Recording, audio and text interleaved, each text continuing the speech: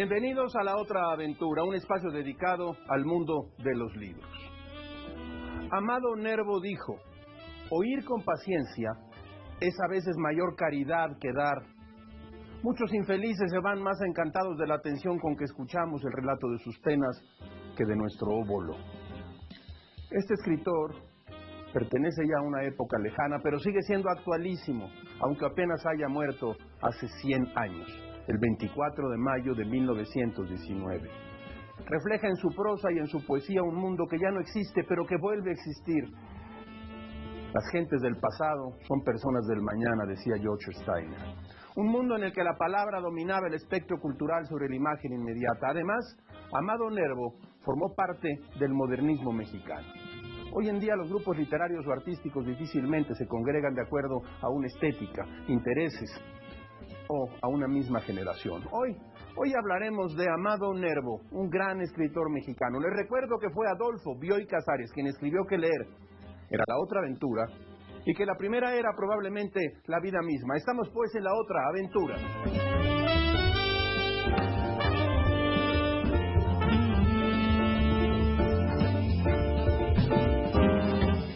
Esta breve historia es así y tiene que ver con la Ciudad de México. Una mañana en que fui al centro histórico, tomé café en la calle de Madero, en Berricos. Esa misma noche, vi una fotografía de dos momentos urbanos. El pie de la foto decía así: el desaparecido edificio del restaurante y cantina Salón Bach, en el número 32 de la calle de Madero. Resulta entonces que donde tomé café, una noche de más de 100 años atrás, los escritores bebieron, fumaron y dejaron crecer sus sueños desesperados. Algunos quizá los tiraron por la ventana. ¿Quiénes son estos escritores? José Juan Tablada, Ciro B. Ceballos, Bernardo Couto, el grandísimo pintor y artista plástico Julio Ruelas, Alberto Leduc, Rubén M. Campos y desde luego Amado Nervo. Se encontraban en esa cantina en los días en que el siglo XX subía el telón.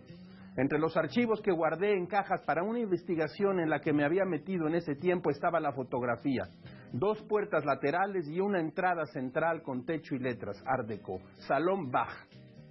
En el año de 1925, un sismo echó abajo ese edificio y el salón se mudó a la esquina de Madero y Bolívar. Eso indican, digamos, mis pesquisas.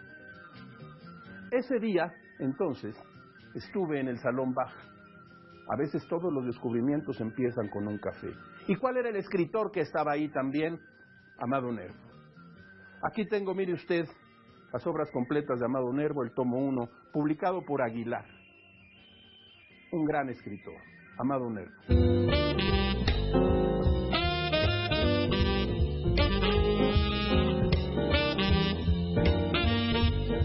Se han cumplido 100 años de la muerte de Amado Nervo.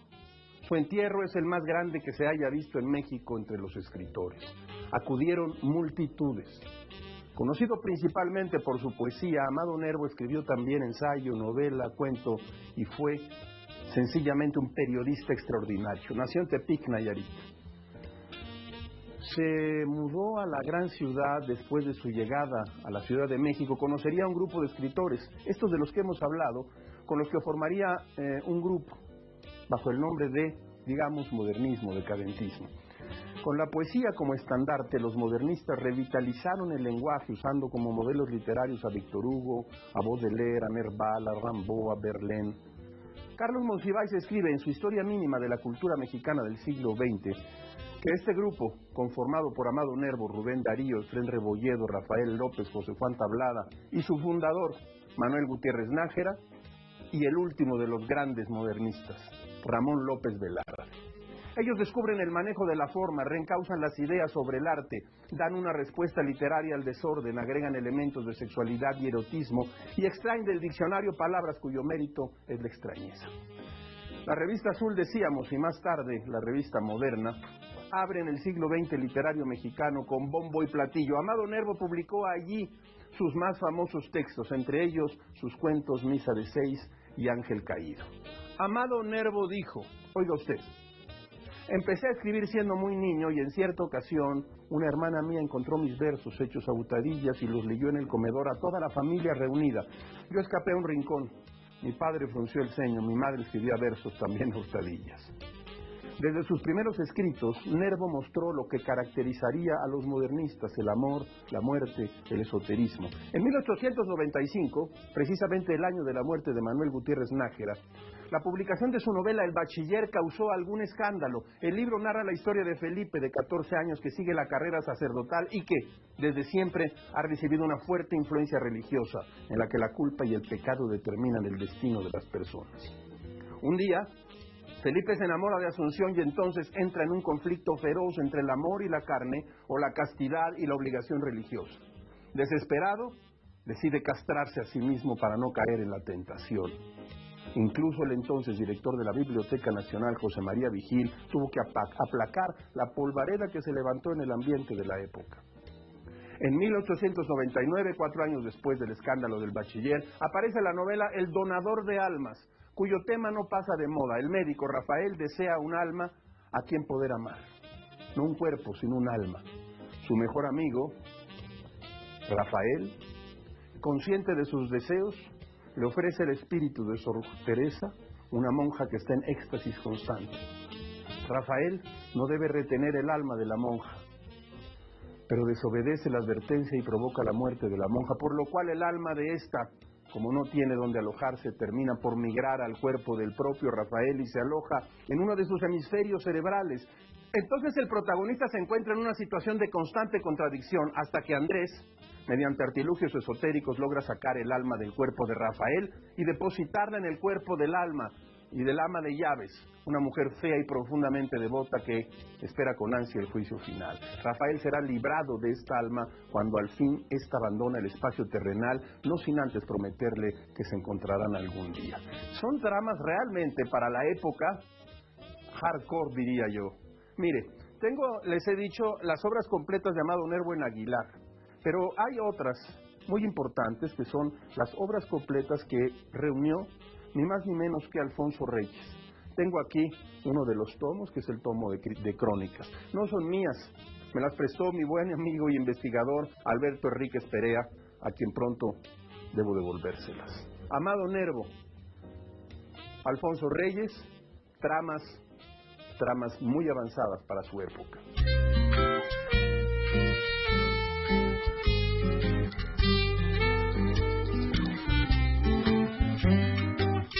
Historias de escritores y escritoras. Dijo Nervo: Rafael, vengo a despedirme de ti. ¿A dónde vas?, le preguntó Rafael Reyes Espíndola en las oficinas de El Mundo Ilustrado. Me voy a suicidar. Rafael le contestó. ¿Y qué te parecería?, le contestó Reyes Espíndola, si en vez de suicidarte te fueras mañana a Europa. No hagas bromas, respondió Nervo. No es broma. Dentro de 3 días parte un buque de Veracruz y mañana mismo puedes apartar tu pasaje. Vas por cuenta del Imparcial a la ciudad de Europa que elijas para vivir. A París, le respondió Nervo.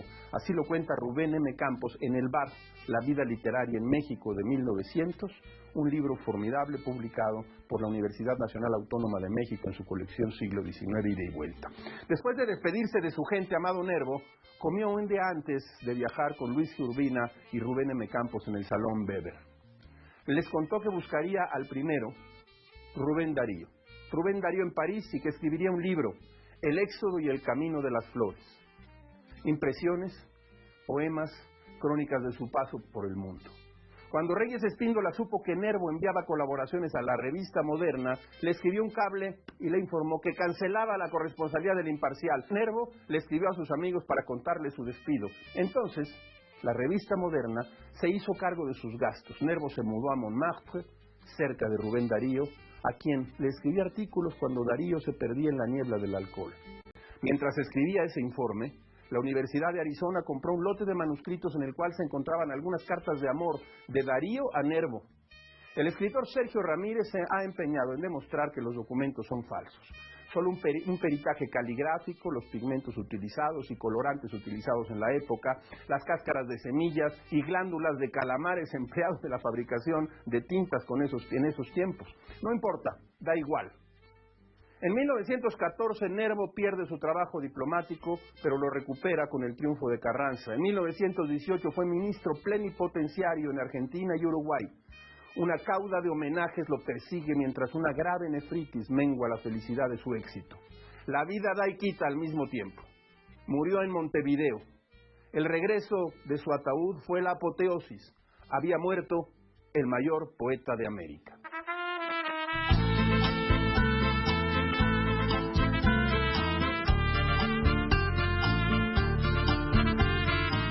Grandes principios inolvidables.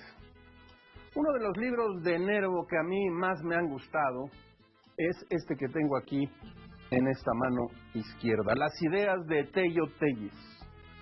Un gran personaje que Nervo inventó, una especie de otro yo.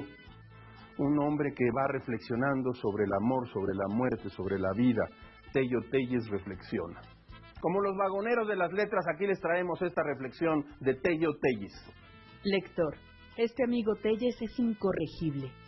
Cátalo otra vez cabalgando en una nube. Su himno a la muerte, con citas de Bonnat y de Heredia, nos mete nuevamente en la grandilocuencia. Y estar obligado, como lo estoy, a publicar estas cosas. Lector, únete a mí para arrojar sobre la tumba de Telles a paletadas nuestra ironía. La muerte. ¿Qué sabía él de la muerte? La muerte es lo único que no existe. Y lo que no entendió Telles, y lo que entendemos tú y yo, lector, es el inenarrable horror de nuestro destino, porque no podemos morir. Cada una de nuestras células sigue viviendo inteligentemente. Y así resulta que si en este estado que se llama vida, el hombre sufre de una pluralización molesta de yoes, en el estado que se llama muerte la multiplicidad es vertiginosa, de manera que vivimos en todas partes, y en todas partes estamos conscientemente mecido tu boca. Ven entonces, tus huesos se romperán entre tus brazos, mis uñas en tu carne. ¿Qué importa el suplicio si he conquistado la gloria y arrebatado el beso? Tú triunfas en vano, pues mueres. ¡Oh, delicia! Pero qué horror, ¿no me he metido yo también a filosofar? ¿Y con qué objeto? Francamente, tú, lector, ¿crees una sola palabra de lo que acabo de decir? Claro que no, ni yo tampoco. Lo terrible o admirable de la muerte es que no se deja arrancar su secreto.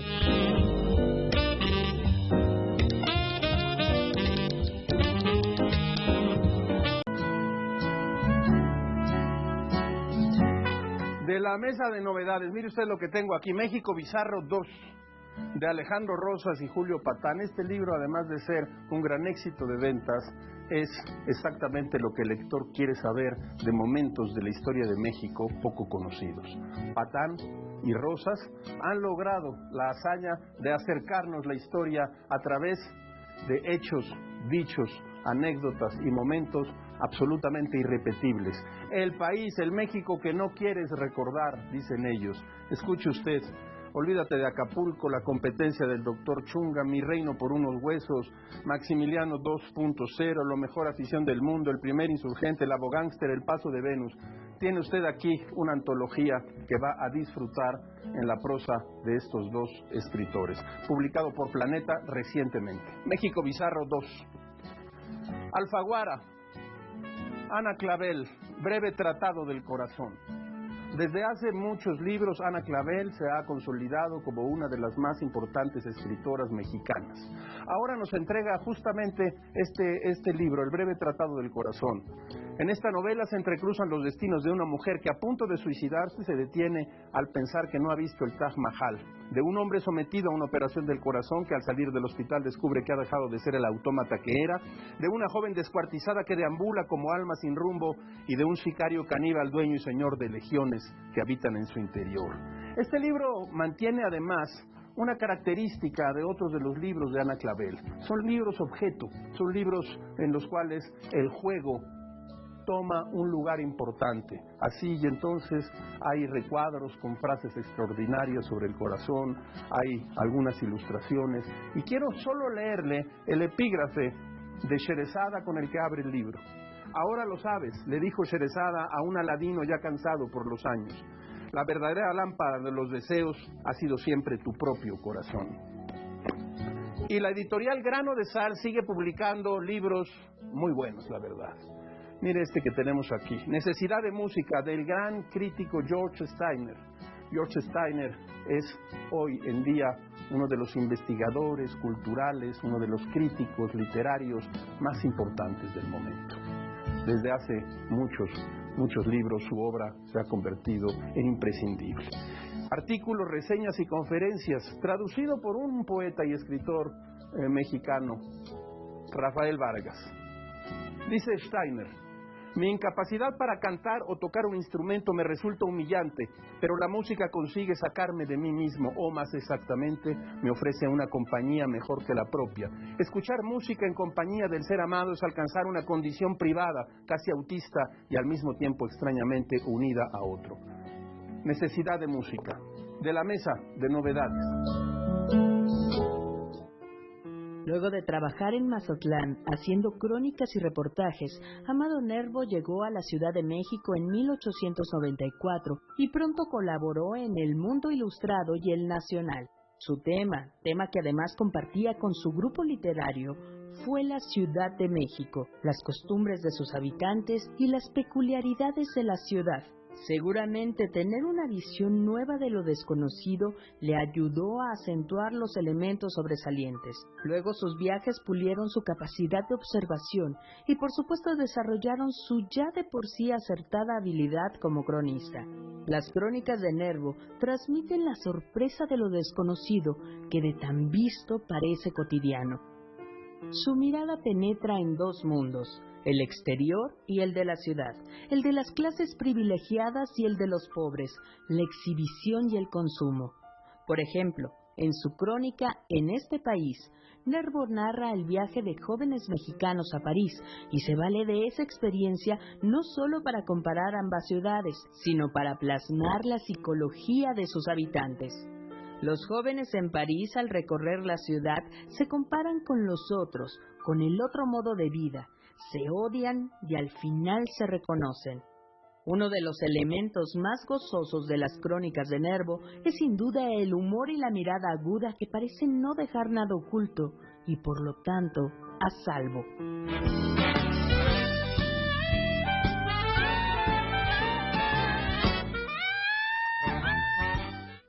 Tengo aquí 3 libros de 3 grandes modernistas. José Juan Tablada, Imágenes de Julio Ruelas y Amado Nervo. 2 contemporáneos conocidos de Amado Nervo. Ruelas murió el 16 de septiembre de 1907. Su ataúd y su obra pasaron como una ráfaga de viento al purgatorio del olvido. Solo hasta mediados del siglo XX, los críticos de arte reconocieron la obra de un artista de primera línea en cualquier parte del mundo. Si no ha visto usted alguna de las viñetas de Ruelas, tiene que buscarlas y verlas. Son muchas veces sobrecogedoras. Es probable que el olvido en que vivió Ruelas durante muchos años se desprenda de su voluntad radical.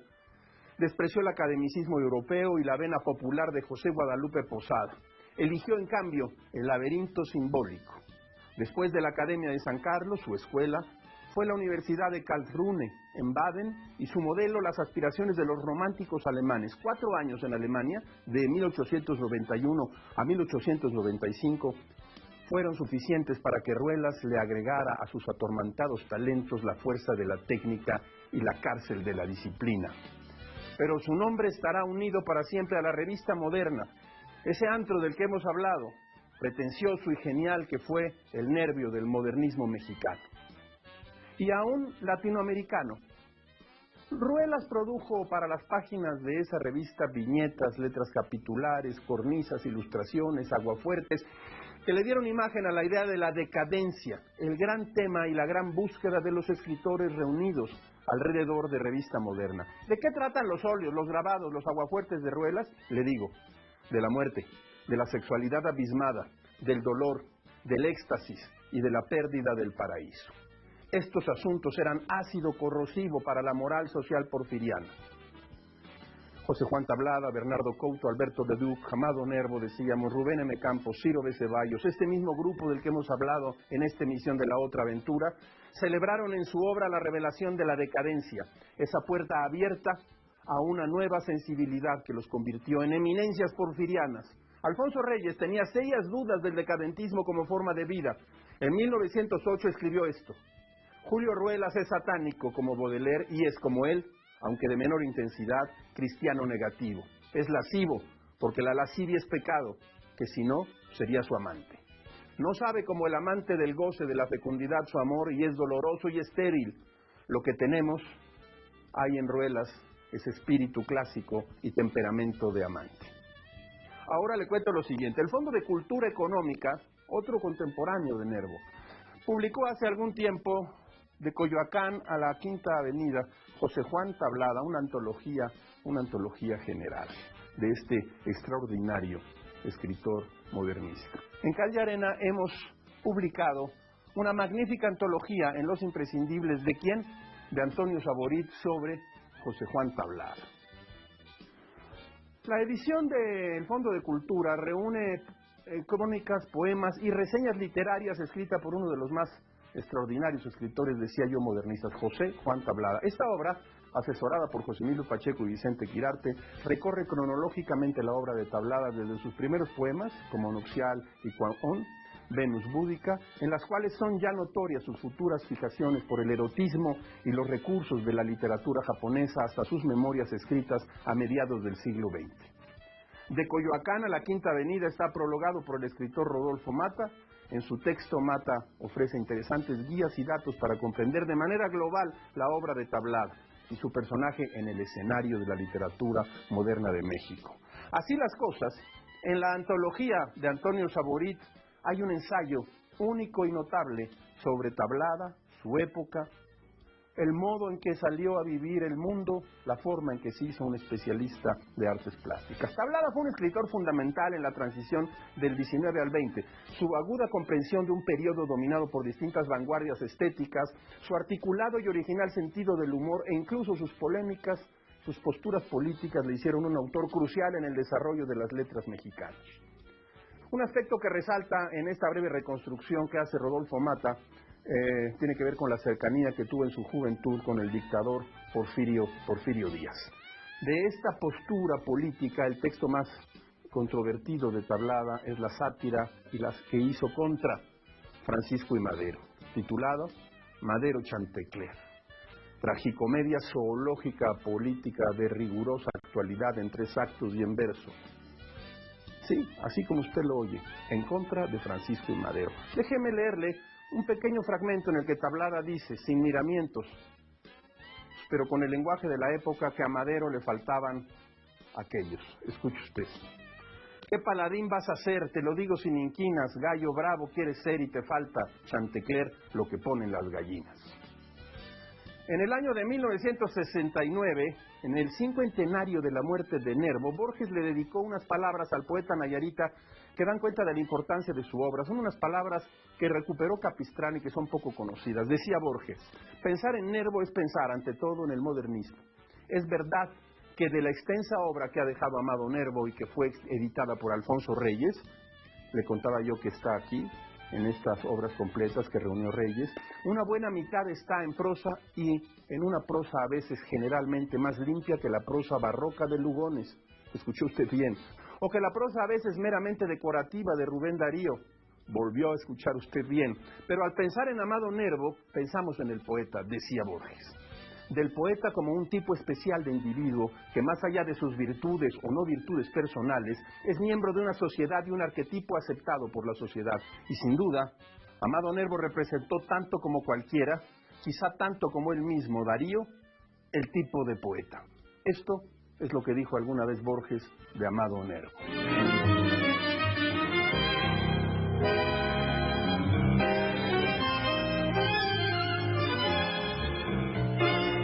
Déjeme que le lea un poema de Amado Nervo. ¿De quién más si le hemos dedicado esta emisión de La Otra Aventura a este escritor?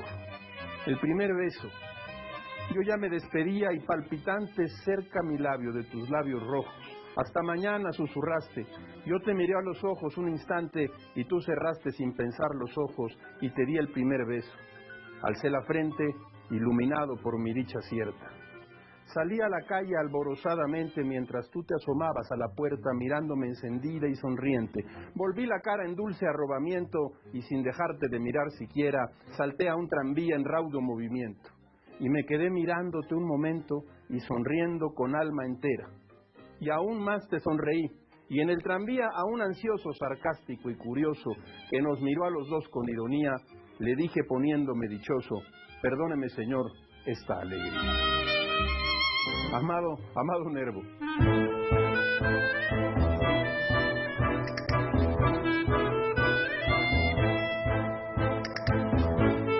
El público encontrará aquí, como todas las semanas, una ventana, un escenario por el que pasan como ráfagas la felicidad de las frases célebres. Aforismos, máximas. Escuche usted esta. Quienes piden lógica a la vida se olvidan de que es un sueño. Amado Nervo. Hemos llegado al final de esta emisión y de esta aventura. Soy Rafael Pérez Gay y los espero la próxima semana. Abres una puerta y detrás de ella aparece un mundo. Eso es un libro.